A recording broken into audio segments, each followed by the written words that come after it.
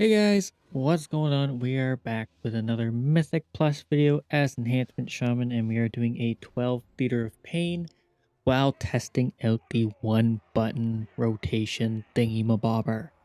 And I can for sure say that I don't like it. And not because it's just one button. No, it's a whole different reason. But anyways, the video is sped up a little bit by a quarter, so that way it doesn't take forever as per usual because, mythic dungeons take a solid amount of time. But anyways, yeah. So more about the one button. It is viable. It is viable. Now, it's not perfect and it definitely comes with some issues. And one of the main issues I notice is that it's actually causing my game to lag. I don't know if it'll show in the recording or maybe if it's just me that's able to see it. I'm not sure. But when we got into the mage zone, which you will see eventually soon after this boss goes down, when we take the portal, we see a lot of frames drop when we're moving around. But other than that, it's not too bad. But I do notice every once in a while I'll get like a small frame drop. So I don't know if anybody else has actually tried using it and noticed that at all, but yeah, that is definitely something that I think is, comes at the risk of using it because it's gotta like generate all this stuff, I guess. I'm not sure. I'm assuming once it's on your bar, it's actually connected to what you're doing or something, so it's causing that lag, but I don't know. But yeah, that would probably be the first thing. Now it could just be me. I don't know. Like I said, if you guys have tested it and noticed that, let me know because yeah, that's definitely one small downfall to it. The other one is the actual rotation it does, and I know you guys have seen my DPS in the past, and when you compare it to this one, it's going to be significantly different. Also, it likes to cast Frost Shock, and yeah, I don't like Frost Shock. I probably should have taken it out of my talents, but I had no idea it would like Frost Shock. It actually casted it 20 times throughout this whole dungeon, which is kind of ridiculous to me because normally, I wouldn't cast it once. So it seems a little odd. Also, as you can see right here, we got this giant pull of all the ghosties, and we haven't used Sunder. This entire time, I was yelling, please Sunder, please Sunder, and it doesn't want to cast it, and I don't understand. So I know maybe that the Lavalash Hot Hands has like top priority, but, yeah, you should still probably cast Thunder over that anyways because you wanna get that on cooldown, and it provides a massive damage increase anyways, but, yeah, and then the other thing I noticed is that if you actually press it so you'll probably notice that the abilities don't always switch on time, especially when Lava Lash is, Hot Hands procced, and I believe it's an issue with the way Enhance is built, because it's so, I guess, proc heavy and you have to make quick decisions on everything, that it's really struggling to choose what ability to use next. And that's something that definitely comes at the cost of, being a slightly more complex, I guess, class or spec than others.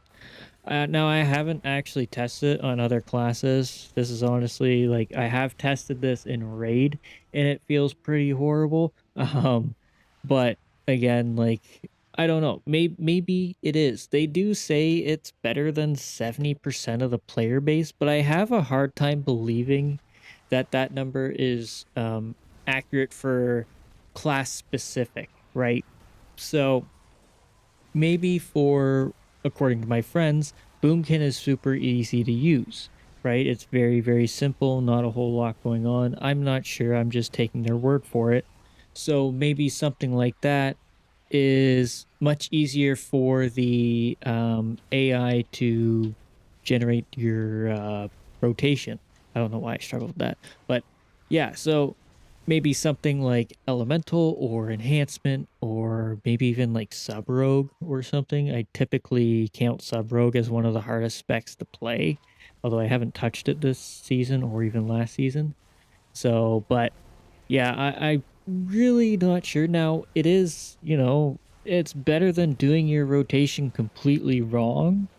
Like, for instance, if you were storm striking over lava lash procs or something like that, you're definitely going to notice the damage increase. But I feel like a majority of players do understand the basics. Well, that play enhancement, maybe. Like, if you are, fairly versed in Enhancement Shaman, then you probably do understand already what exactly needs to be done better than the one button rotation. So, but again, like, it's there to be helpful, and I agree, it is helpful, especially if you don't know what's going on. But I did maybe it's just me, but I was very distracted by what the blend button rotation was actually doing rather than focusing on mechanics. So throughout this whole dungeon, I actually die like 3 times or something ridiculous because I'm just focused on the the rotation being wrong and it really annoying me because it'll use Primordial Wave, then it'll use Primordial Storm, and then it'll use Doom Winds. Or it won't even use Doom Winds, it'll Lava Lash like 4 times and then it'll use Doom Winds, and I'll be like, what the heck? Like, just use Doom Winds. But it is what it is. Like, in this scenario, like, for the one button rotation, I think they should put Doom Winds above Primordial Wave. And the reason being is because you always want to make sure you combo Doom Winds with your Primordial Storm. So if they put it above Primordial Wave, at least Doom Winds is going to be active when you press Primordial Storm. That's a big thing because you get 3 strikes or 3 auto, not necessarily, you get 3 attacks that can trigger Wind Fury in this one global. So it goes kind of insane. And that is the big thing of what makes Primordial Storm so strong. Other than, like, its actual raw damage, adding in Wind Fury to that, it does make it go kind of insane.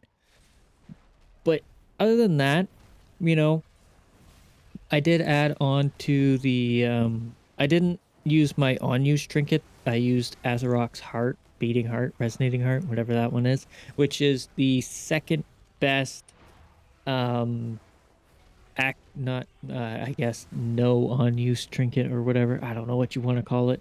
Um Activation trinket, I don't know. But it's this passive. Yeah, that sounds better.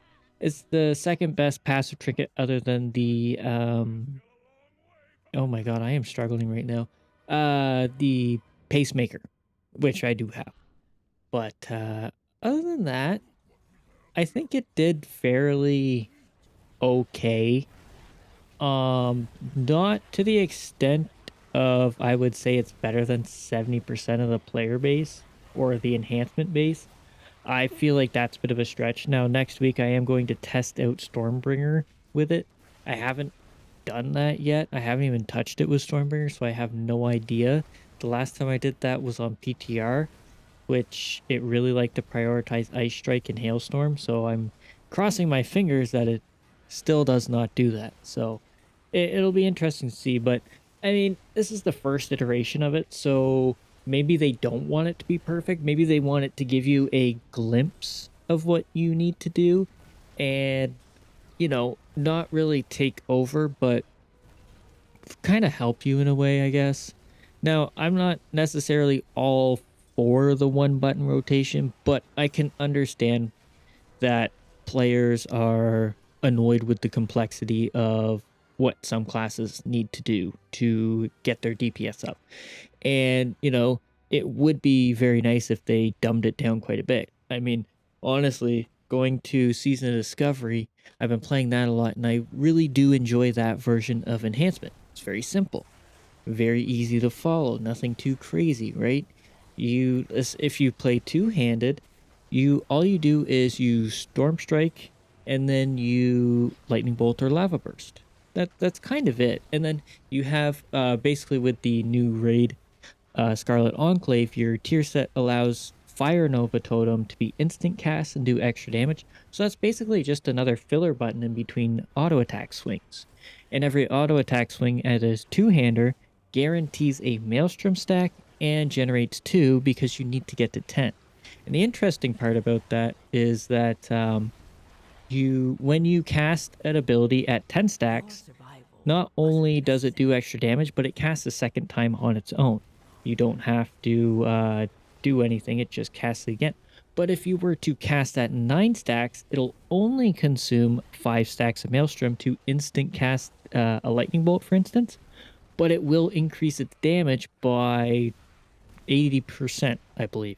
So it's really a nice and simple way to design the spec without it being too complicated. And I think they really, nailed it in Season of Discovery. So I'd really like to see them take some of that inspiration and bring it over here because there is really no reason for this complexity to be so out of hand. Like, honestly, it's kind of ridiculous, but you know, it is what it is. People want more and more buttons as we go. And then once we get too many, everybody wants them gone. But it does feel bad. I can agree because Blizzard is worried about taking away buttons from people. And, that makes complete sense because if they, for instance, one day decided, oh, Ascendance is being taken away from Enhancement Shaman, I'd be kind of upset. I'm not going to lie. Ascendance is great and I love the spell.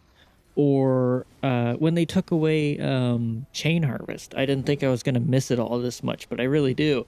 It was a nice big AoE button that did a whole bunch of stuff. So it's definitely hard, I believe, for Blizzard to bring stuff back and remove stuff, but at some point, I think they have to redesign things. And I think we're getting to the point where maybe a WoW 2 should become a thing where we restart. And we restart very simply. But kind of like what Overwatch did, where you carry over all the cosmetics and stuff like that into the new game. Now, I would think they would keep the game alive with just like, a base. So maybe that's the copium, but maybe that they're bringing that after the World Soul Saga. Maybe they're bringing Warcraft 2 or World of Warcraft 2 to fruition. So, well, we'll see what happens. But anyways, on bigger news, the patch for 11.2 has actually been announced, which is August 5th. Now, this is really exciting and also really stressful for me because I believe 2 weeks prior to that, July 21st, I think that's 2 weeks before, is Mists of Pandaria release for Classic. Now, I know not everybody's going to be playing it. I personally will be and trying to do what I can on it. So, I think they have been releasing these things way too close together.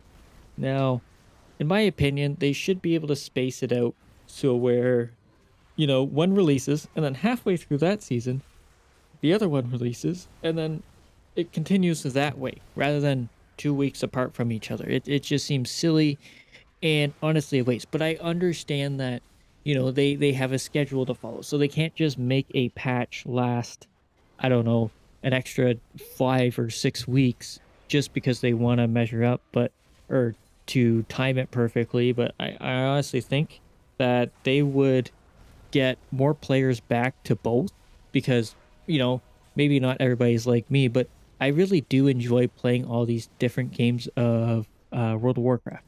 I love Season of Discovery, I love MoP, and I am really enjoying The War Within. Now, The War Within is definitely prioritized, but like I'd still really enjoy playing Season of Discovery and Mists of Pandaria whenever I'm not, especially when you get into the downtime of the season, right? When you're getting towards the end of the content, it's kind of like, there's not much going on. What can I do? It's like, oh, Mists of Pandaria just released a patch halfway through this one, so perfect. We're already done all this stuff. I can go over here and start working on that until the next patch of retail. So I was I was really hoping that they would do something like that, but it seems like they are keeping it very close together, which I truly think is a mistake. But you know what? More content is more content. We've had a lot of that this past couple months. And then we still have the whole Legion remix, which I think is going to be something part of almost like season 4 of The War Within, somewhere towards the end of the expansion to tell us, hey, coming to an end, but we don't have much more content. So here's a little event thing for the next few weeks until the expansion drops. Yeah, although we don't have an actual announcement of the expansion drop, but I assume that is going to come with their BlizzCon or whatever they're doing this year. I don't remember if they are doing a BlizzCon. I'm not sure, but I'm sure that'll come with whatever it does. So, but anyways, guys, that is going to be it for my commentary. I hope you enjoyed watching me use the one button rotation.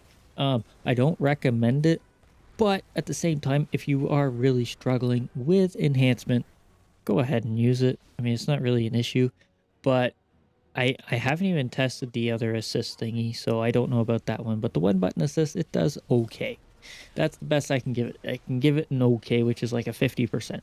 So feel free to use it. But anyways, that is it. Thank you very much for watching. Hope you enjoyed, and hopefully I'll see you in the next one. Laters!